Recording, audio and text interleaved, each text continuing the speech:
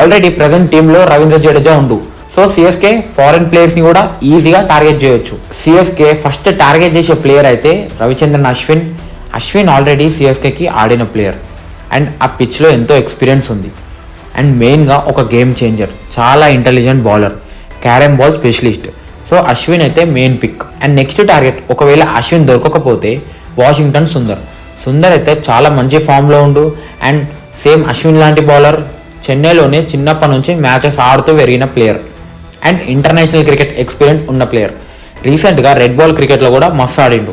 So Washington సుందర్ని కూడా పక్కా target చేస్తుంది ఒకవేళ అశ్విన్ దొరికినా సరే.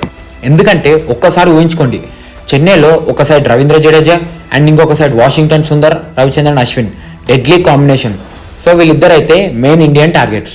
అండ్ నెక్స్ట్ ఫారెన్ ప్లేయర్స్లో అయితే వీళ్ళ మెయిన్ టార్గెట్ వచ్చేసి నూర్ అహ్మద్. నూర్ కూడా మంచి mystery spinner and last year చాలా బాగా పర్ఫామ్ చేసి